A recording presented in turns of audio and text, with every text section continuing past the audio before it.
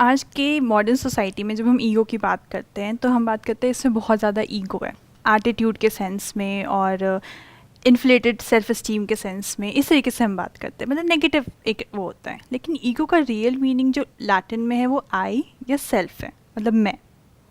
Ego का सबसे पहले डेफिनेशन दिया था फ्रॉइड ने अपनी बुक इड और ईगो में, जिसमें उन्होंने 3 तरीके से ईगो को डिफ़ाइन किया है, इड, ईगो और सुपर ईगो।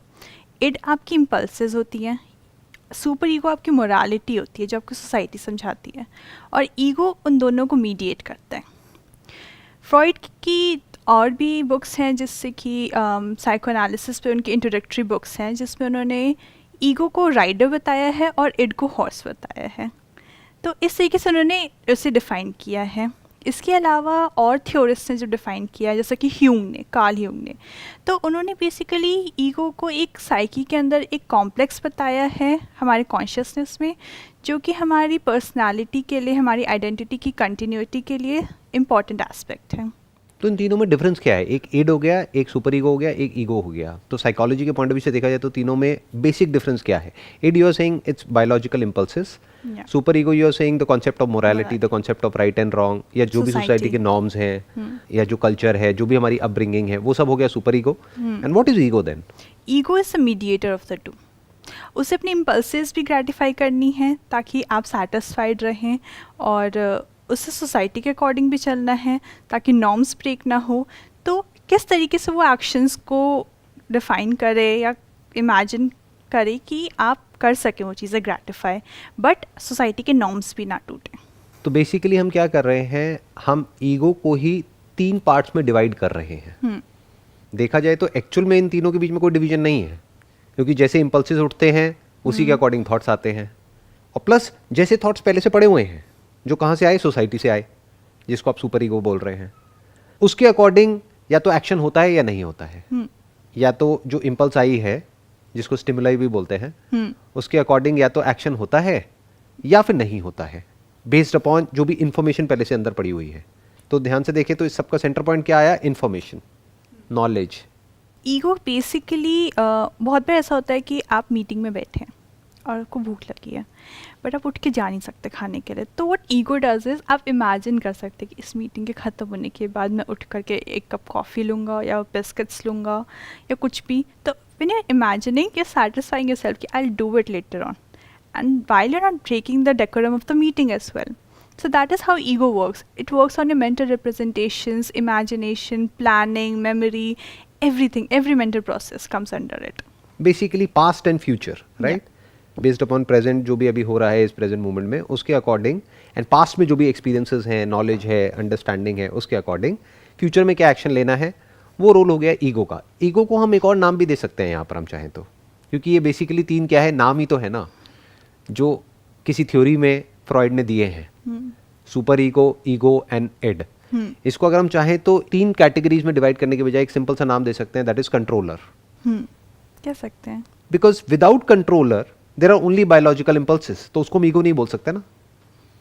जैसे जानवरों के केस में हम क्या कहेंगे कि उनके अंदर ईगो है या नहीं है?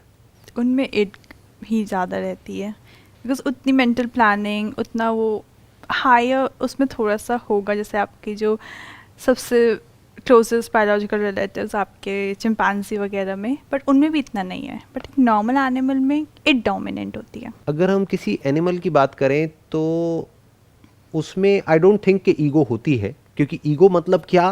Planning of the future based upon past. किसी भी जानवर को मैंने आज तक नहीं देखा कि वो प्लान कर रहा है अपने फ्यूचर को, अपनी आने वाली जनरेशन्स के लिए, या फिर कोई बहुत बड़े बड़े गोल्स अचीव कर रहा है, या फिर अपने इंटरेस्ट के लिए किसी और का नुकसान कर रहा है। हाँ, अभी अगर उसको भूख लगी है तो अपने सर्वाइवल के लिए तो वो शिकार करेगा, लेकिन लालच के लिए नहीं करेगा। तो एक हो गई need, which is a biological need, जो हम में भी है, उनमें भी है। बट एक जो सबसे बड़ा डिफरेंस है, that is a controller based upon information that is acquired, because without information where is ego? If there is no information in our mind, in our brain, I don't think there is going to be any difference between a human being and an animal, for that matter. Yeah, because animals don't have the concept of society. They don't need super ego. So why would they need ego? और मैं यहाँ पर इसको भी question करना चाहूँगा, जो भी फ्रॉइड ने अपनी थ्योरी में लिखा है कि ईगो एंड सुपर ईगो, ये एक्चुअल में दो नहीं है। क्यों? क्योंकि जिसको हम कह रहे हैं ना मेरे थॉट्स और सोसाइटी के थॉट्स, वो मेरे थॉट्स आए कहां से? अपने आप तो अंदर कुछ भी नहीं आया ना, आया तो बाहर से ही अंदर की तरफ है ना। तो मेरे थॉट्स का भी ग्राउंड सोसाइटी ही है। उस सोसाइटी में ही कुछ थॉट्स आए हैं पेरेंट्स की तरफ से, कुछ आए हैं मूवीज को देख करके, कुछ आए हैं फ्रेंड्स के थ्रू। तो उसमें से कुछ पे हमने बोल दिया कि मेरे थॉट्स हैं, कुछ पे हमने बोल दिया है कि नहीं ये मेरे नहीं है, ये सोसाइटी के थॉट्स हैं, मेरे पेरेंट्स के थॉट्स हैं। वहां पर क्लैश हो रहा है। एक्चुअल में देखा जाए तो सब कुछ बाहर से अंदर ही आया है। थॉट एक्चुअल में ओरिजिनल नहीं है, क्योंकि ओरिजिनल थॉट का मतलब क्या? Whatever we think, it's basically a permutation and combination of the information which is already there in the brain. For example, आप किसी भी ऐसे जानवर के बारे में सोच करके दिखाइए जिससे रिलेटेड आपके माइंड में कोई इन्फॉर्मेशन ना हो। It's not practically possible. आप क्या करोगे? आप कहोगे कि अच्छा एक ऐसा जानवर है जो हवा में उड़ सकता है, जिसके सर पे सींग है और जिसके 4 पैर है, वो जमीन पर भी भाग सकता है। तो आप क्या कर रहे हो? अपने ही माइंड में 3 अलग अलग जानवर हैं, उनको मिला करके एक जानवर बना रहे हो। उसका जो रॉ मटेरियल है वो क्या है? वही तो इन्फॉर्मेशन है जिसके बेस पर आप कुछ इमेजिन कर रहे हो। तो माय पॉइंट हियर इज कि आई am not sure how valid this particular concept is between ego and super ego. हम चाहें तो कन्वीनियंस के लिए उसको अलग अलग कर सकते हैं, बट एक्चुअल में दो नहीं है, एक्चुअल में एक ही है। क्योंकि अगर आप कुछ भी कहते हो ना, अगर आप कहते हो कि ये मेरा थॉट है, तो मैं आपको क्वेश्चन करूंगा कि आपका थॉट कैसे है। हो सकता है आपके किसी अंकल का थॉट हो। आप कहते हो मैंने चूज किया अपने लिए career, that is for example CA. मेरे घर वाले कहते हैं नहीं इंजीनियरिंग करो। ये जो मेरे को करना है उसको हम ईगो कह रहे हैं, और जो सोसाइटी मेरे से करवाना चाह रही है उसको हम सुपर ईगो बोल रहे हैं, जबकि इन दोनों में कोई डिफरेंस नहीं है। बट फिर आपकी इट भी तो है, कुछ चीज़ें तो आपकी अंदर से भी आती है। जैसे बहुत लोग आर्टिस्टिक होते हैं, बट सोसाइटी बोल रही है कि आपको पैसे नहीं मिलेंगे इससे, अब क्या करें? तो वो जो मीडिएटिंग है, मतलब बेसिकली ईगो अपने कोई पर्टिकुलर थॉट नहीं है, वो मीडिएटर है मैक्सिमम। वो आपके थॉट्स को, जो आपकी बायोलॉजिकल नीड्स हैं और जो आपकी सोसाइटी की नीड्स हैं, उनको कैसे मैच करा सकता है without creating any conflict, anxiety, इसके बिना। वो बेसिकली ईगो का काम है। तो ये ऑन पेपर तो बड़ा अच्छा लगता है सुनने में कि ego works as a mediator, but अगर हम ध्यान से अपने अंदर, ब्रेन के अंदर झांक करके देखते हैं, तो जो हमारी सारी प्रॉब्लम्स की जो जड़ है वो एक्चुअल में ईगो ही है। साइकोलॉजिकली जितने भी डिसऑर्डर्स होते हैं वो आप मेरे से ज़्यादा अच्छे से समझते हो कि उसकी जड़ क्या है। मैं और मेरे रिलेटेड थॉट्स ही तो हैं, क्योंकि बाहर कुछ भी होता रहे मेरे को कोई फर्क नहीं पड़ता है, दुनिया में कहीं भी कुछ भी होता रहे। बट ये जो कॉन्सेप्ट ऑफ मी है, as separate from you and as separate from the universe and as separate from God and different entities, यहां पर कॉन्फ्लिक्ट शुरू हो जाता है। तो अगर ये मी बीच में से हट जाता है तो क्या रह जाता है? जिसको आप इट बोल रहे हो उसको आप नीड बोल सकते हो। बायोलॉजिकल नीड, खाना है, पीना है, ये सब तो नीड्स हो गई ना, जो सबकी है, जो सब में कॉमन है। बट एक हो गया concept of a separate self, जिसको हम थिंकर समझ रहे हैं, जिसको हम कंट्रोलर समझ रहे हैं, जिसको हम ईगो बोल रहे हैं। But that is not different from thought. Minus thought, where is thinker? Can there be a thinker without thought? अगर हम ये बात समझ लेते हैं तो हम ये समझ सकते हैं what is ego, not in theory but actually. तो सर आप मतलब थोड़ा सा मुझे ये समझाएं कि थिंकर और थॉट अलग अलग नहीं है, बट आपका क्या मतलब है यहाँ पे, कि अगर आपको समझाना है ये तो आप कैसे समझाएंगे? आप जिसको भी ईगो बोल रहे हो, किसको बोल रहे हो? जैसे फॉर एग्जाम्पल, एक है जो सोसाइटी के कॉन्सेप्ट्स हैं ऑफ राइट एंड रॉन्ग, एक है आपकी बायोलॉजिकल इंपल्सेस हैं, उसके अकॉर्डिंग माइंड में आपके एक थॉट आया, बट वो थॉट गलत है, वो प्रोहिबिटेड है। क्यों? क्योंकि ऐसे थॉट तो नहीं आने चाहिए, अच्छे लोगों के दिमाग में ऐसे थॉट नहीं आने चाहिए। ये अच्छे और बुरे का कॉन्सेप्ट आ गया ना, ये कहां से आया? सुपर ईगो से। एक है जो एक्चुअल में हो रहा है, यानी बायोलॉजिकली कुछ ऐसी इंपल्सेस उठ रही हैं जिसकी वजह से कुछ थॉट्स आ रहे हैं। अब एक मीडिएटर यहां पर बीच में बैठा हुआ है। Do we actually need that mediator, and can that mediator do something about it? How will you stop those thoughts? That's my question. The moment you say कि देयर इज एन ईगो जो इसको control कर सकती है, तो वो कभी भी कंट्रोल नहीं होगा। बट ईगो सिर्फ आपके थॉट के लिए नहीं है, वो तो आपको बिहेवियर को भी करता है। अगर आप, मुझे भूख लगी है और आपके हाथ में एक मतलब मान लो आपके हाथ में एक पैकेट ऑफ चिप्स है, अगर मैं इट पे रिएक्ट करूँगी तो मैं आपसे वो चिप्स छीन सकती हूँ। लेकिन अगर सुपर ईगो को बीच में हम लाया जाए तो वो चीज़ पॉसिबल नहीं है। तो अब ईगो का काम है कि मैं यहाँ से उठूँ, बाहर जाऊँ, बाहर में चिप्स का खुद पैकेट लूँ और फिर खाऊँ, बजाय कि आपसे छीनने के। तो अगर वो ईगो नहीं रहेगा और सारी सोसाइटी इड पर ही रिएक्ट करने लग जाएगी तो केओस हो जाएगा।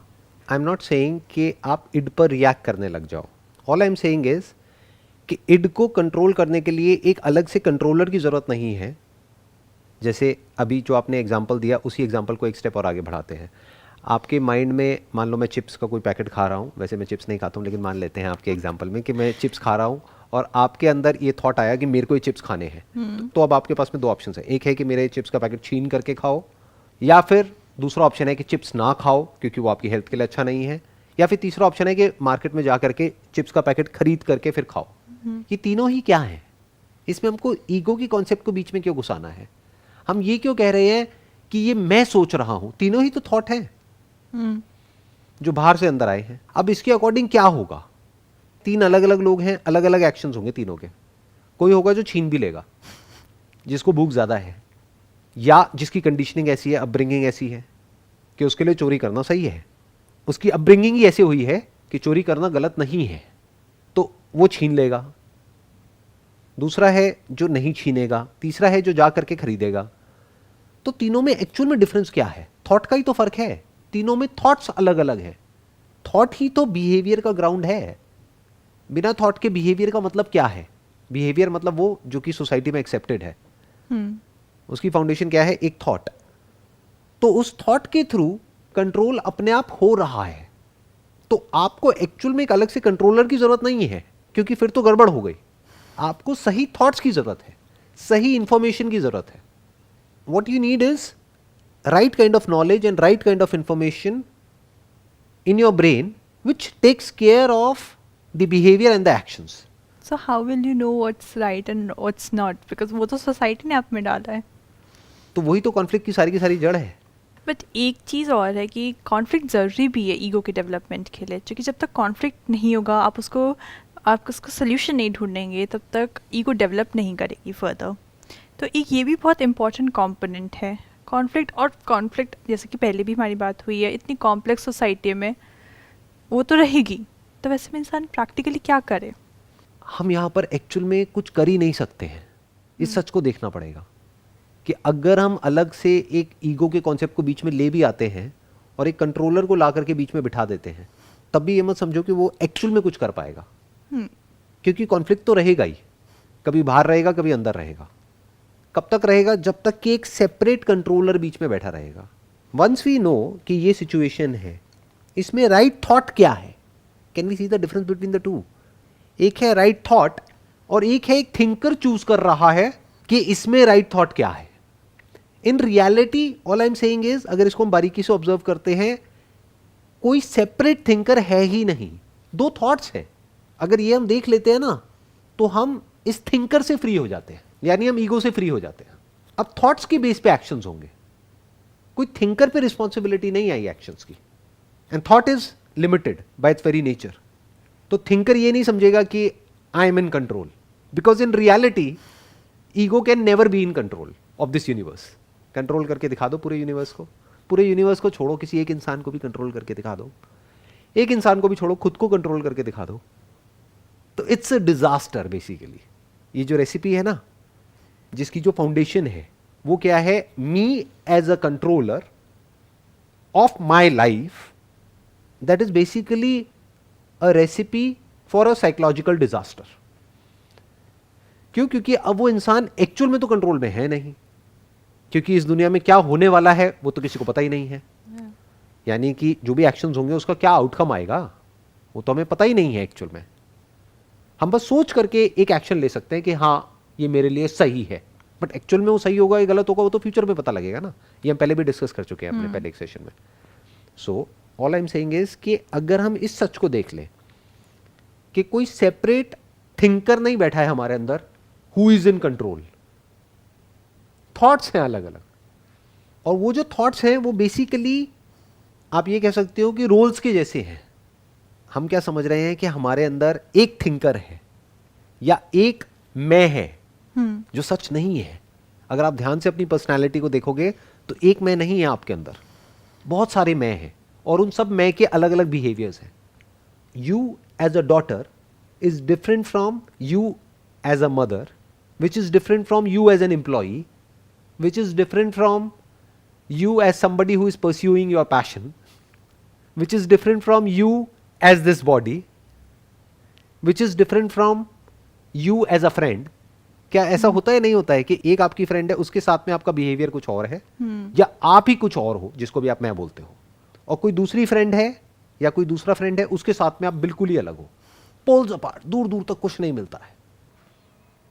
जैसे ही आप अपने बच्चे को देखते हो, अभी आपकी शादी नहीं हुई है, बच्चे नहीं हुए, बट अज्यूम कर लेते हैं कि आप जैसे अपने बच्चे को देखते हो तो आप कुछ और हो जाते हो, और जैसे ही आप अपनी माँ को देखते हो आप कुछ और हो जाते हो. तो क्या आपके अंदर एक्चुअल में ये अलग अलग पर्सनालिटीज हैं? नहीं, ये अलग अलग थॉट्स हैं जो कि रिलेटेड है अलग अलग लोगों से और अलग अलग सिचुएशन से. बट सर अगर मान लीजिए किसी को कोई कार एक्सीडेंट होता है या कुछ भी होता है and you lose your memories. Phineas Gage का बहुत इम्पॉर्टेंट इसमें वो है वेयर ही एक रेल एक्सीडेंट में, he is a very famous case, उनके सर के थ्रू रॉड चली गई थी and that stuck. After that incident he was the same person with a very different personality. He was aggressive, पहले he was very calm and everything. So there was a total shift.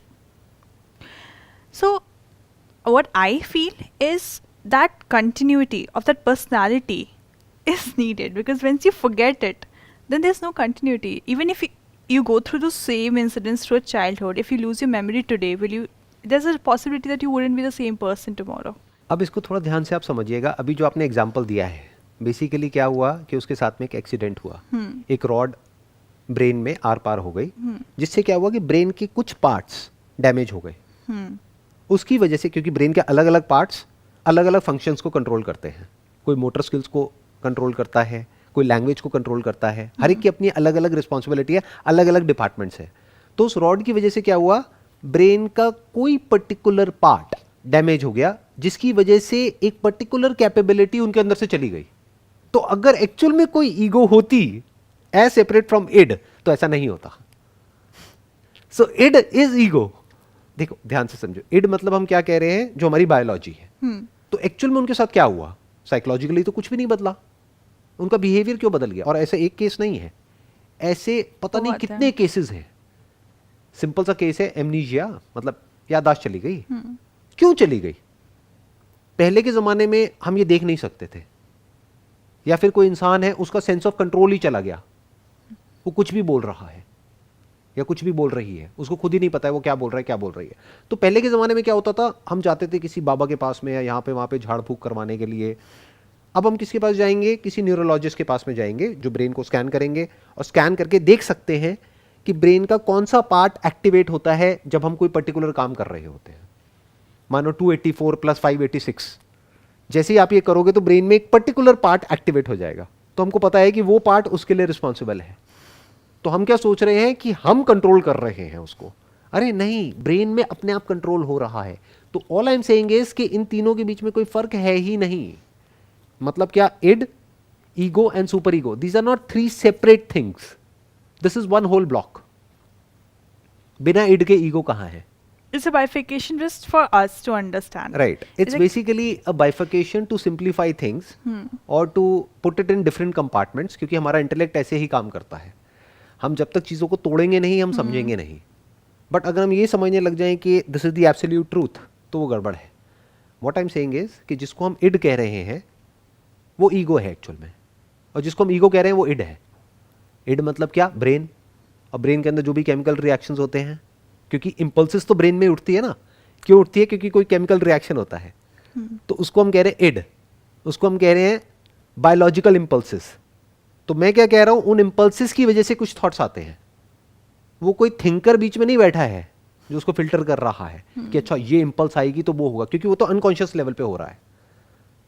तो end से thoughts आते हैं, और जब वो thoughts आते हैं तो ब्रेन में कुछ और तरह के केमिकल्स रिलीज होने लग जाते हैं, ब्लॉक हो जाते हैं. सो मैं क्या कह रहा हूं, ये दोनों जो चीजें हैं ये एक्चुअल में दो नहीं है, एक ही सिक्के के दो पहलू हैं. ये एक ही है. जिसको हम ईगो कह रहे हैं वो एक्चुअल में इड है, और जिसको हम इड कह रहे हैं वो एक्चुअल में ईगो है. क्योंकि अभी जो आपने एग्जाम्पल दिया उससे बात प्रूव हो जाती है कि अगर बायोलॉजिकली आपके अंदर कोई चेंजेस होते हैं तो जिसको भी आप मैं कह रहे हो, यानी कि आपका बिहेवियर, आपके थॉट्स, आपकी फीलिंग्स, आपके इमोशंस, वो सब बदल जाएगा। यानी ब्रेन में से एक पर्टिकुलर तरह की मेमोरी निकल जाती है, क्योंकि एमनीजिया भी ऐसा नहीं सबके अंदर सेम होता है, अलग अलग तरह का होता है। सो अगर कोई पर्टिकुलर पार्ट को हम ब्रेन में से डीएक्टिवेट कर देते हैं या उसको निकाल देते हैं तो क्या होगा, जिसको भी आप मैं कह रहे हो वो कहां है, वो गायब। जैसी मेमोरी गई, ईगो गई। अब आप क्या कहोगे कि होना क्या चाहिए कि नहीं एक ईगो होनी चाहिए, नहीं तो बहुत प्रॉब्लम हो जाएगी, बहुत केओस हो जाएगा। ये है एक आइडियल सिनेरियो, बट एक्चुअल में क्या होगा, जैसी बायोलॉजी के साथ में छेड़छाड़ करी जाएगी तो आपका ये मैं इस बायोलॉजी पे टिका है। This is the truth of ego. बिल्कुल इस तरह से जैसे कि सॉफ्टवेयर हार्डवेयर पे टिका है। कंप्यूटर में सॉफ्टवेयर होता है, वो हार्डवेयर पे टिका है। ये हार्डवेयर सॉफ्टवेयर पे टिका है। डीपर लेवल पर आप जाकर के देखोगे तो हार्डवेयर ही एक सॉफ्टवेयर है जिसको प्रोग्राम किया हुआ एक तरीके से। एनी हाउ, सो जब हमको ये समझ आ जाता है तो अब हम क्या कर सकते हैं, अब हम चीज़ों को जैसी है वैसी देख सकते हैं। मतलब क्या, बायोलॉजिकली कुछ नीड्स है, जब वो नीड्स, वो इम्पल्सेस उठती हैं, बहुत सारी तो अनकॉन्शियस लेवल पे ही होती है, जो हमारी कॉन्शियसनेस में आती ही नहीं, अपने आप ही हो जाता है वो सब। बहुत सारी बॉडी की ऐसी प्रोसेसेस हैं जो अपने आप ही हो जाता है, आपका कॉन्शियस कंट्रोल वहाँ पर है ही नहीं। इनफैक्ट बॉडी की 99.99% प्रोसेसेस ऐसी ही हैं, जैसे पलकें अपने आप झपक रही हैं, कोई कर थोड़ी रहा है सोच करके। चाहे तो हम यहाँ पर बीच में थॉट को ला सकते हैं और कुछ देर तक इसको खुला रख सकते हैं आंखों को, बट वो भी कुछ देर तक हम कंट्रोल कर सकते हैं। एंड में जो बायोलॉजी है वो उस पर रूल करेगी। नाउ कम्स द पॉइंट, अगर इस सच को हम देख लेते हैं तो हम अपनी विल पावर को जरूरत से ज्यादा इंपॉर्टेंस नहीं देंगे। इनफैक्ट हम विल पावर को कम से कम यूज करेंगे और थॉट को ज्यादा यूज करेंगे। लोग क्या समझते हैं कि मैं अपनी विल पावर से कुछ भी कर सकता हूं, ये सच नहीं है। मैं कहूंगा अपनी ब्रेथ को रोक के दिखा दो 10 मिनट के लिए या 1 घंटे के लिए, अगर आप में बहुत विल पावर है तो नहीं रोक पाओगे, right. What I am saying is, one way is कि अपनी विल पावर को यूज करो, जिसको लोग हार्ड वर्क बोलते हैं, but that is not a smart way of working. क्योंकि आप अपनी विल पावर को कितना भी यूज कर लो, आपकी बायोलॉजी आपकी विल पावर से ज्यादा स्ट्रांग है, उसको आप टेस्ट करके देख सकते हैं। और ये विल पावर के पीछे कौन बैठा है, ईगो बैठी है, एक कंट्रोलर बैठा है, एक मीडिएटर बैठा है। This is not a smart way of working, क्योंकि इसमें वो इंसान बुरी तरह से फंस जाएगा। एक तरफ उसकी बायोलॉजी होगी जिसको आप इड कह रहे हैं, एक तरफ सुपर ईगो होगी, एक तरफ उसके खुद के डिजायर्स होंगे, वो बीच में पिस जाएगा। तो मैं क्या कह रहा हूं, विल पावर को बीच में से हटा दो, ईगो को हटा दो, कंट्रोलर को हटा दो, आप चीजों को ऑटो पायलट पे डाल दो। मतलब एक ऐसा सिस्टम क्रिएट कर दो कि विल पावर की जरूरत ही ना पड़े। Somewhat like a discipline, like आप अपनी बॉडी को ट्रेन करते हो किसी पर्टिकुलर, नॉट डिसिप्लिन, क्योंकि डिसिप्लिन के लिए विल पावर की जरूरत है। डिसिप्लिन क्या हुआ और जो मैं कह रहा हूं उसमें क्या फर्क है, देखो एक बार समझने की कोशिश करते हैं कि आपने इस तरीके से डिजाइन कर दिया चीजों को अपने आसपास में, मानो आपको पता है कि ये मेरी वीकनेस है, मेरी मतलब किसकी, बायोलॉजी की वीकनेस है, कि ये होता है तो इस तरह की इंपल्सेस अंदर आती हैं, फिर ऐसा एक्शन होता है, फिर ये बिहेवियर रिपीट हो जाता है। बट ये मुझे इंस्टेंट ग्रेटिफिकेशन के लूप में फंसा रहा है। मेरा जो लॉन्ग टर्म गोल है वो कुछ और ही है। यानी लॉन्ग टर्म में क्या करना ठीक है इस बॉडी के लिए वो मुझे पता तो है, लेकिन मैं कर नहीं पाता हूँ। क्यों? क्योंकि मैं अपनी विल पावर के थ्रू उसको कंट्रोल करने की कोशिश कर रहा हूँ।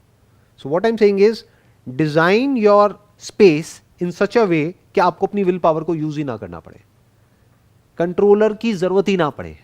क्योंकि विल पावर को ज्यादा यूज करना मतलब स्ट्रेस, मतलब प्रेशर, इतना सब नहीं समझ पाते हैं।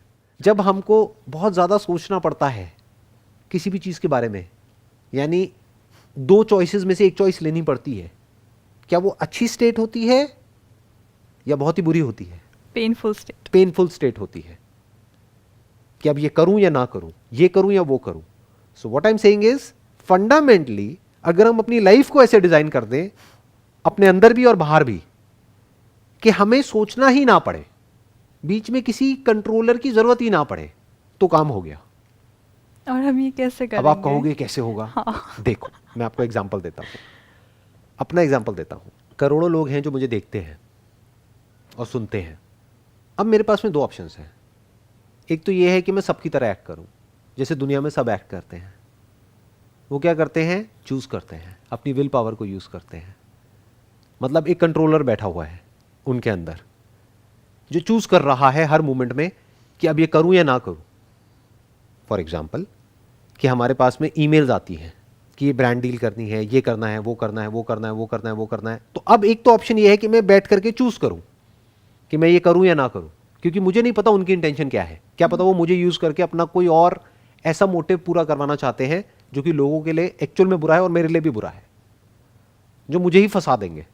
ऐसे तो लोग फंसते हैं ना। तो ये क्या हुआ, हर रोज मुझे अपनी विल पावर को यूज करना होगा। मान लो हमारे पास में अगर मैंने ये ऑप्शन ओपन कर दिया जो अभी बंद है, वो मैं भी बताता हूं कैसे बंद है।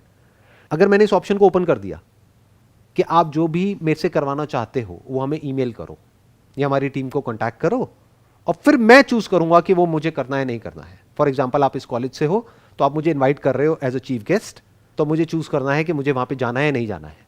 तो अगर मेरे को डेली ये डिसीजंस लेने पड़े, डेली हमारे पास में मानो हजारों ईमेल्स आ जाएंगी पूरे वर्ल्ड से कि अब यहाँ पे आना है, वहाँ पे आना है, अब ये है, अब वो है, ये गेस्ट लेक्चर है, ये है, ये वो है, व्हाटएवर, अब ये कॉर्पोरेट में आना है, अब यहाँ आना है, वहाँ आना है, यहाँ जाना है या नहीं जाना है। तो मेरे ऊपर कितना प्रेशर क्रिएट हो जाएगा। ये चूज कौन करेगा और कैसे करेगा? अगर आप मेरी जगह हो कैसे चूज करोगे? Difficult scenario, very difficult scenario. But लोग कैसे चूज करेंगे, उन्होंने कभी सोचा ही नहीं। तो बाय डिफॉल्ट उनका सेंटर पॉइंट क्या बन गया? ग्रीड, पैसा। जहां से ज्यादा पैसा मिलेगा वहां चले जाएंगे, जहां कम मिलेगा वहां नहीं जाएंगे। या अगर पैसा कम भी मिलेगा तो इनडायरेक्ट कोई बेनिफिट हो रहा होगा तो वहां चले जाएंगे, नहीं तो नहीं जाएंगे। मतलब सेंटर पॉइंट क्या बना दिया? मेरा फायदा। तो मैं क्या चाहूंगा कि मेरा फायदा हो, नुकसान ना हो। सामने वाला क्या चाहेगा? मेरा फायदा, जो मुझे बुला रहा है उसका इंटरेस्ट मेरे फायदे में थोड़ी है। कॉन्फ्लिक्ट देख पा रहे हो ना? क्योंकि मैं बहुत डीपर लेवल से आपसे कुछ बात कर रहा हूं, मे बी आप इसको देख पाओ। पास्ट में मैंने कुछ गलतियां करी, यानी कि कुछ लोगों ने मुझे बुलाया, मैं वहां पे चला गया, तो बेस्ड अपॉन कि वो जो बोल रहे थे, बट जब मैं एक्चुअल में वहां पे गया और जा करके एक्चुअल में देखा कि इनसाइड स्टोरी ये है, तो अंदर की कहानी कुछ और ही थी। कि वो बाहर से कुछ और दिखाते हैं दुनिया को, अंदर से एक्चुअल में कुछ और है।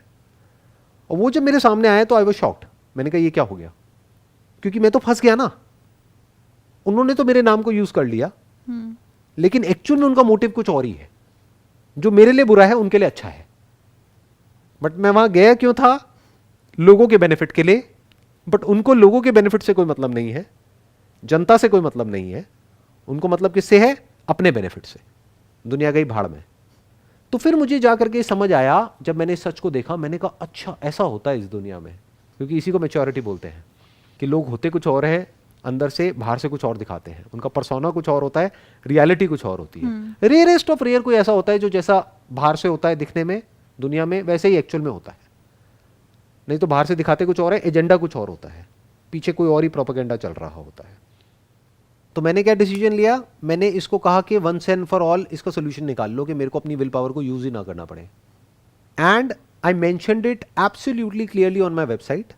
कॉन्टैक्ट पेज पे अगर आप जा करके देखोगे, वहाँ पे लिखा हुआ है पिछले काफ़ी सालों से, मे बी इस बात को हो गए 5-6 साल, तो वहाँ पे लिखा हुआ है, I am sorry to say that I am not interested in any kind of TV show, any kind of collaboration, any kind of business partnership, any kind of invitation, any kind of lecture, any kind of functions, irrespective of what your offer is. तो अब इससे क्या हुआ? Will power नहीं use करनी पड़ रही। Will power का रोल खत्म हो गया पूरी तरह से। Now that will power is not required anymore. Why? Because there is no choice. So once you define what you actually want in your life at the deepest level of your being, your thoughts and your actions becomes effortless and choiceless. अगर वो clear है तो, अगर नहीं है तो फंस गए। जो 99.99% लोगों को क्लियर ही नहीं है कि उनसे पूछोगे आपको क्या चाहिए अपनी लाइफ से, तो क्लियर यस नहीं है, क्लियर नो नहीं है, वहां पे फंस जाते हैं। अगर हमने क्लियरली डिफाइन कर दिया तो हमको एक्चुअल में ईगो की जरूरत नहीं है, यानी विल पावर की जरूरत नहीं है। हमें डिफाइन करना है कि एक अच्छी लाइफ का मतलब क्या, मतलब जो इसके लिए भी अच्छी हो, और नॉट OR, हिंदी वाला और, एंड औरों के लिए भी अच्छी हो। अब इसमें बीच में किसी कंट्रोलर की जरूरत ही क्या है? बट सर आपको लगता है कि क्या कहते हैं इतना इजी है कि आप हर चीज़ में लाइफ के हर डायमेंशन को इतना इजीली डील कर सके। अगर हम ये प्रॉपर्ली लिख करके डिफाइन कर दें तो, वरना इट्स इम्पॉसिबल। इसीलिए लोग फंस जाते हैं। ये जो आकर के मेरे से क्वेश्चन पूछते हैं ना, सर बैलेंस नहीं हो पा रहा है, एक तरफ प्रोफेशनल लाइफ है, एक तरफ पर्सनल लाइफ है। मैं कहता हूँ ये एक तरफ कैसे हुई, क्योंकि बिना तेरी प्रोफेशनल लाइफ के पर्सनल लाइफ कैसे चलेगी? मतलब बिना पैसे के पर्सनल लाइफ कैसे चलेगी? बिना खाने के, बिना पीने के, बिना घर के चल जाएगी? नहीं चलेगी। तो अलग कैसे हुई दो? ये तो एक ही है। प्रायोरिटाइजेशन प्रॉब्लम है। क्लियरली हमने डिफाइन ही नहीं किया है कि हमारे लिए मोस्ट इंपॉर्टेंट क्या है। जैसे लाइफ में अब जो मैंने अपने लिए डिफाइन किया हुआ है वो ऐसा नहीं है मैंने अपने लिए किया है तो आप अपने लिए कुछ और कर लोगे। आपके लिए भी वही रहेगा, सबके लिए वही रहेगा। मतलब that is basically common sense. तो वहां पर कोई कंफ्यूजन हो ही नहीं सकता। जब कोई कंफ्यूजन नहीं है तो कोई कॉन्फ्लिक्ट नहीं है और कोई चॉइस नहीं है। चॉइसलेस हो गई लाइफ, एफर्टलेस हो गई, ईगो की जरूरत ही नहीं है। There is no need of a controller और a mediator who is sitting here, जो एक तरीके से बैठा हुआ है और डिसीजन ले रहा है कि अब मैं ये करूं, वो करूं, वो करूं, वो करूं। जरूरत ही नहीं है। देखो कितना सिंपल है। अभी अगर हम डिफाइन करें, अगर इससे कुछ अलग हो सकता है तो आप मुझे बता देना। सेंटर में क्या आता है? हेल्थ। क्योंकि अगर हेल्थ ही नहीं है तो रिलेशंस का क्या करोगे, पैसे का क्या करोगे, करियर का क्या करोगे? लाइफ में कुछ भी नहीं। तो सेंटर में क्या आ गया? हेल्थ। कौन सी हेल्थ? Long term health. जो भी हम एक्शंस ले रहे हैं, अगर वो लॉन्ग टर्म हेल्थ से कनेक्ट हो रहा है, वो थॉट सही है, वो एक्शन सही है, जो नहीं है वो गलत है। तो पहले ही प्री डिफाइंड हो गया ना। पर आप पहले अपने गोल्स डिफाइन कर लो कि आपके लिए लाइफ में क्या क्या नेसेसरी है, और फिर उस अकॉर्डिंग वो बैठ जाएगा। और अपने लिए नहीं, यहाँ पे भी अपने को बीच में से हटाना पड़ेगा। बिकॉज अगर अपने लिए किया तो फिर फंस जाओगे। वो अपने लिए कौन करेगा? ईगो करेगी। किस तरह से करेगी? जो अपने को ठीक लगेगा। और ईगो जो है वो बहुत ही, मैं क्या कहूँगा, कनिंग है, मैनिपुलेटिव है। वो कोई भी कहानी बना देगी आपके माइंड में, जो एक्चुअल में आपके लिए सही नहीं भी होगा उसको भी सही बना देगी। कि फॉर एग्जाम्पल आपकी लॉन्ग टर्म हेल्थ से मीठा कनेक्ट नहीं होता है, तो अंदर जो मैनिपुलेटर वो जो बैठा है ना, जो आप कह रहे हो कि गोल्स को मैं डिफाइन करूँ, तो वो क्या करेगी? वो मैनिपुलेट कर देगी पूरी सिचुएशन को कि अरे कभी कभी में कुछ नहीं होता है, सिगरेट अरे एक दो में कुछ नहीं होता है। तो फिर वो धीरे धीरे और आगे इंसान बढ़ता जाएगा। फिर कहाँ आ जाएगा? रिलेशनशिप में भी आ जाएगा। अरे चीटिंग में कुछ नहीं होता है, इससे कुछ नहीं होता है, उससे कुछ नहीं होता है। फैमिली को टाइम क्या देना है, पैसा भी तो चाहिए, मैं ये सब फैमिली के लिए तो कर रहा हूं, अगर मैं नहीं करूंगा तो फैमिली का क्या होगा? जबकि फैमिली को टाइम चाहिए, पैसा नहीं चाहिए। बट ये सब कौन खेल खेल रहा है? ईगो। तो what I am saying is define it in a way which can't be questioned by anybody. जैसे मैंने सेंटर में क्या रखा? हेल्थ को। हेल्थ मतलब क्या? अब उसको भी थोड़ा सा और ब्रॉड कर देते हैं। Physical health, psychological health, emotional health, intellectual health, spiritual health. Health के लिए एक कंफर्टेबल लाइफस्टाइल भी चाहिए, जो कि ऐसा ना हो कि आप कहीं ऐसे एरिया में रह रहे हो जहाँ पर के चारों तरफ बहुत ही गंदगी है, या ऐसी जगह पे ट्रैवल कर रहे हो, इस तरीके से ट्रैवल कर रहे हो कि जहाँ पर के बहुत ही अनहाइजीनिक है सब कुछ। तो एक पर्टिकुलर लेवल ऑफ हाइजीन भी चाहिए। इसलिए पैसा चाहिए। पैसा किस लिए चाहिए? अब हेल्थ के लिए, ना कि हेल्थ से हम पैसे को खरीद लेंगे। बहुत लोग ये समझते हैं पैसा कमाओ, मजे मारो, उसके बाद में जो होगा डॉक्टर संभाल लेगा ना। हॉस्पिटल है तो सही। आ गया ना फर्क थॉट प्रोसेस में। तो सेंटर में आ गया हेल्थ, उससे कनेक्ट हो गया वेल्थ, उससे कनेक्ट हो गया रिलेशनशिप। बिकॉज ये कोई डिजायर नहीं है, ये नीड है। We need people to spend time with, quality time with. इसलिए रिलेशनशिप भी जरूरी हो गया। पैसे की नीड एक लेवल तक आई, उसके बियॉन्ड खत्म हो गई। ये जो लोग हैं ना पागलों की तरह पैसे के पीछे भागे चले जा रहे हैं, मैं किसी का नाम नहीं लूंगा, बट ग्रीड की जड़ क्या है? कभी उन्होंने डिफाइन ही नहीं किया कि एक्चुअल में उनके लिए इंपॉर्टेंट क्या है। आपको क्या लगता है कि एक्चुअल में अंदर की अगर बात करी जाए, जो केओस है वो किसके माइंड में ज्यादा होगा? एक ऐसा इंसान जिसके पास में बहुत नेम है, बहुत फेम है, उसके माइंड में ज्यादा होगा, या ऐसा इंसान जिसके पास में कोई नेम और फेम नहीं है? किसके अंदर ज्यादा केओस होगा, किसके अंदर कम होगा? Maybe the person who has a name and a fame, but depends on how they're dealing with it. That is also one thing, so how you're dealing with it. But you can't deal with it because the problem is कि name और fame एक बार आ गया आपके पास में, तो then you are bombarded with all kinds of people from everywhere. फिर आप एक तरीके से एक ऐसा फूल हो जिसके आसपास में बहुत सारी मधुमक्खियां मंडरा रही हैं, जिनका मकसद ये नहीं है कि वो फूल बचा रहे, उनका है उस फूल में डंक मार करके उसका जो रस है वो निकाल लो। तो वो तो बेचारा फूल तो फंस गया ना बीच में, वो एक्चुअली में FOOL हो गया, वो अब हिंदी वाला फूल नहीं रहा। तो ये बाहर से देखने में, दूर से देखने में बड़ा अच्छा लगता है नेम और फेम, बट एक्चुअल में जिसके पास में होता है वो फंस जाता है चारों तरफ से। मैं ऐसे बहुत सारे लोगों को जानता हूँ, डायरेक्टली इनडायरेक्टली मिला हूँ, तो मैंने देखा है कितना केओस है अंदर। जो कॉमन मैन है ना, जिसको सो कॉल्ड कॉमन मैन बोलते हैं, उसके अंदर इतना केओस नहीं होता, उसकी लाइफ फिर भी वेल डिफाइंड होती है क्योंकि चॉइसेस कम होती है। Lesser choices is equal to lesser stress, psychological stress. More choices is equal to more use of willpower, is equal to more use of your resources, is equal to more load on your system, is equal to more stress, more pressure. देख लो इसको अपने अंदर झांक करके, मैं जो बोल रहा हूं वो सच है गलत है। Zero choices is equal to zero stress, जैसे जानवर। तो फिर डिफरेंस क्या रहेगा जानवर और इंसान में? डिफरेंस ये रहेगा कि जो जानवर है वो प्योरली अपनी बायोलॉजी के हिसाब से चल रहे हैं, बट ऐसा इंसान जो कि चॉइसलेसली जी रहा है वो प्योरली इंटेलिजेंस के अकॉर्डिंग चल रहा है। इंटेलिजेंस नॉट योर इंटेलिजेंस और my intelligence, intelligence as in common sense, common intelligence which make sense to everybody. तो एक पक्षी भी चॉइसलेस हो गया क्योंकि उसके पास भी कोई चॉइस नहीं है, उड़ना है तो उड़ना है। ऐसे ही वो इंसान जिसने इंटेलिजेंटली अपनी लाइफ को डिफाइन कर लिया है कि क्या मोस्ट इंपॉर्टेंट है, क्या लेस इंपॉर्टेंट है, क्या नॉट इंपॉर्टेंट है।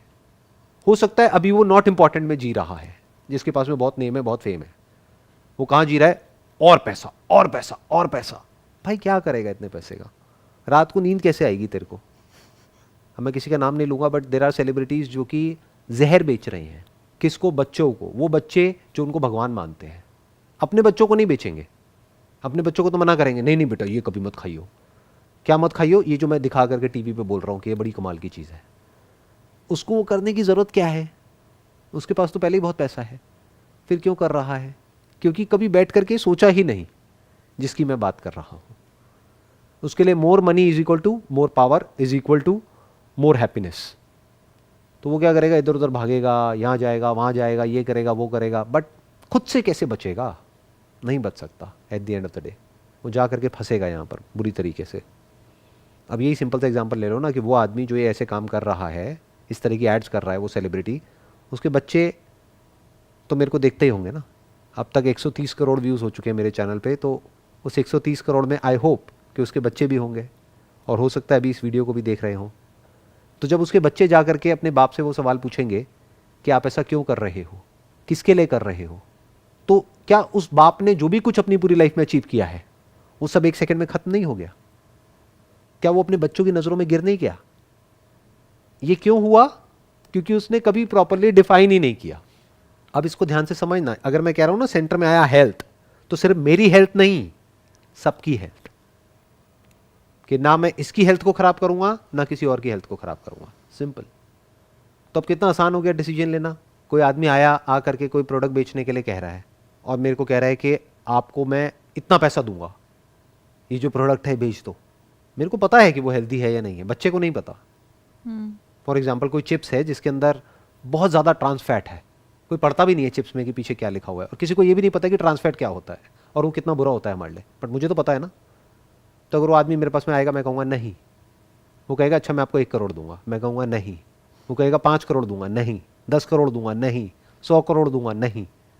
नहीं मतलब नहीं। क्यों? क्योंकि सेंटर में क्या है? हेल्थ। सिर्फ मेरी हेल्थ नहीं, सबकी हेल्थ। सेंटर में पैसा है ही नहीं, पैसा तो सेकेंडरी है ना। इनफैक्ट पैसा सेकेंडरी भी नहीं है, पैसा तो तीसरे नंबर पर आया। सबसे पहले हेल्थ, फिर आया रिलेशनशिप्स। रिलेशनशिप में कौन कौन आ गया? फैमिली आ गई, फ्रेंड्स आ गए, एम्प्लॉयज आ गए। बाद में तीसरे नंबर पर जाकर के आया पैसा। कितना? जितना ज़रूरी है। अगर उतना है तो रिलैक्स करो। क्यों भागना है गधों की तरह? देखो, जिसका पेट नहीं भरा हुआ है और वो पैसे के लिए भाग रहा है, वो बेवकूफ़ नहीं है, वो भूखा है।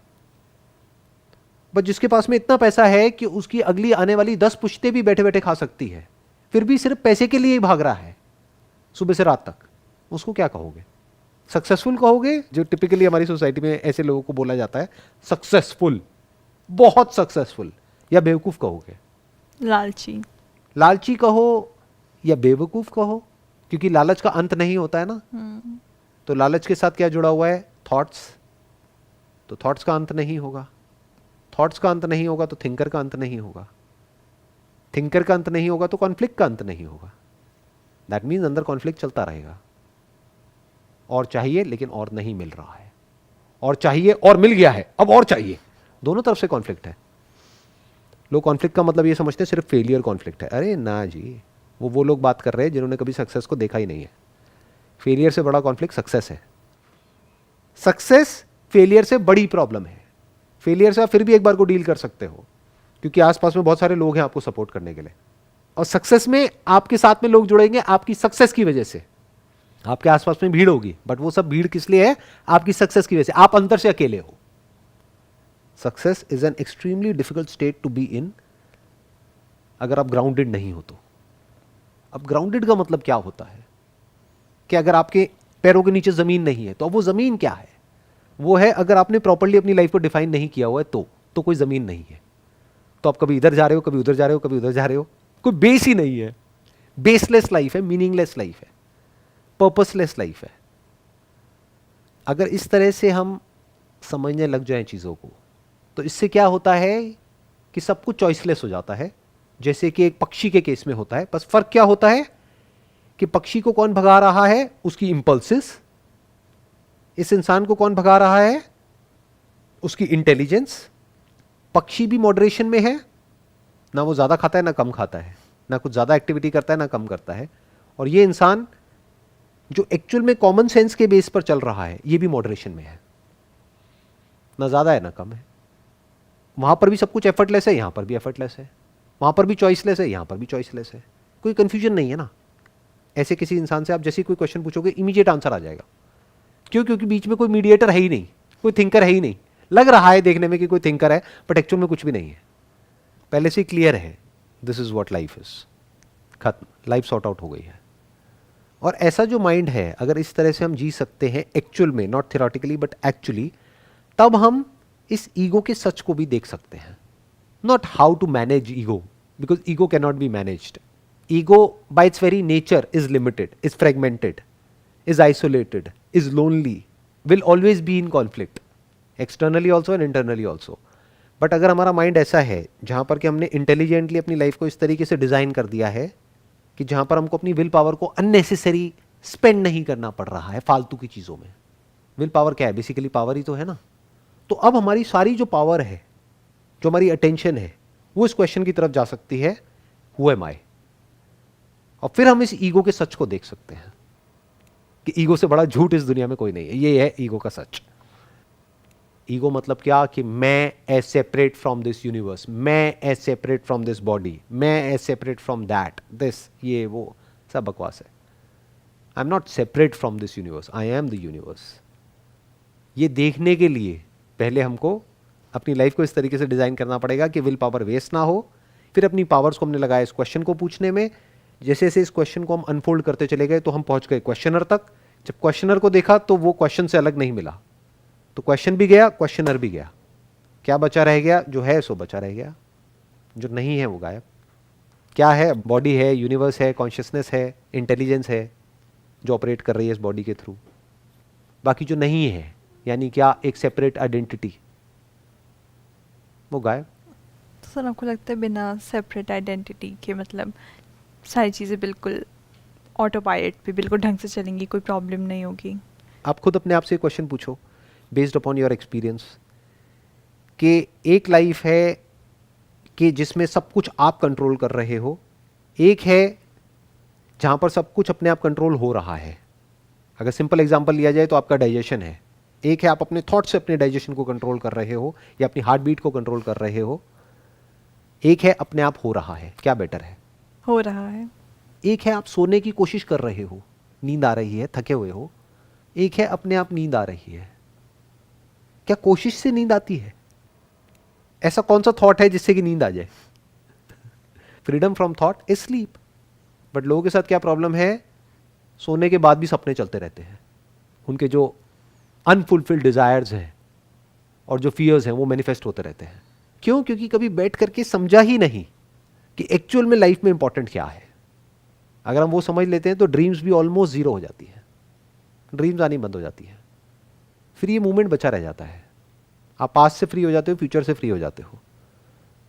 तो अभी तक मैंने जो भी कुछ कहा है, आपके स्टैंड पॉइंट से आपको क्या क्लियर हुआ है? मेरे हिसाब से जितना मुझे समझ में आया प्रैक्टिकली वो ये है कि मेजर लाइफ गोल्स क्या है, आपकी लाइफ में क्या इम्पोर्टेंट है, वो डिफ़ाइन करना हमारे लिए ज़रूरी है, ताकि चॉइसेस कम हो। जितनी चॉइसेस कम उतनी कॉन्फ्लिक्ट कम होगी, उतना ऑटो पायलट पे लाइफ रहेगी, और आई थिंक वो बेटर लाइफ है। बिकॉज फिर उसमें इतना ज़्यादा आपके पावर नहीं लग रही, आपको अपने टाइम वेस्ट नहीं करना, आपको अपनी एनर्जी वेस्ट नहीं करनी है, तो लाइफ काफ़ी इजी हो जाएगी। मतलब इतना कॉन्फ्लिक्ट, इतना स्ट्रेस, एंजाइटी में जो लोग जाते हैं वो सब कम हो जाएगा।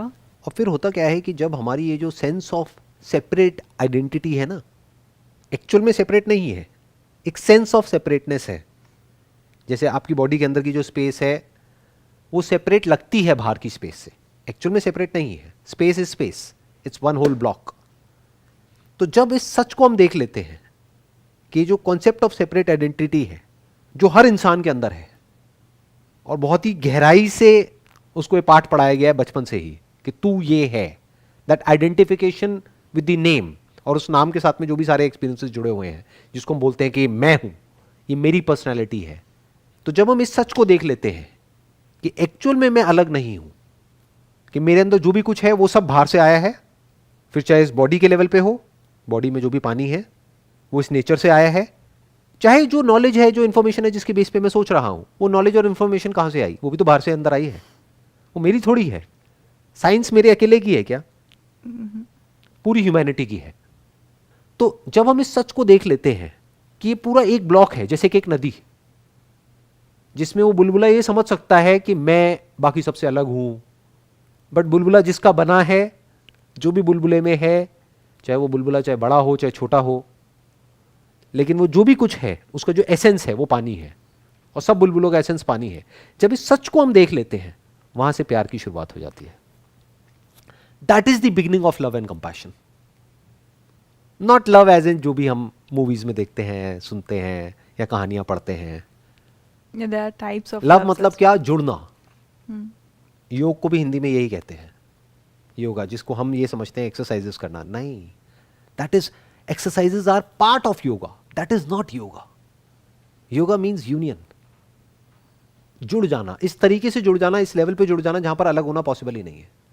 अगर बुलबुले ने इस सच को देख लिया कि मैं पानी ही हूं, तो अब वो पानी से इस तरीके से जुड़ गया कि बुलबुला मिट गया और सिर्फ पानी ही रह गया। तो वो हर बुलबुले से भी जुड़ गया, नदी से भी जुड़ गया, सबसे जुड़ गया। This is love. बट ये अपने आप में बहुत बड़ा टॉपिक है, तो मे बी इसको नेक्स्ट सेशन के लिए रखते हैं। तब तक आप रिसर्च करिए कि साइकोलॉजी के पॉइंट ऑफ व्यू से what is love. Wish you all the best, see you then.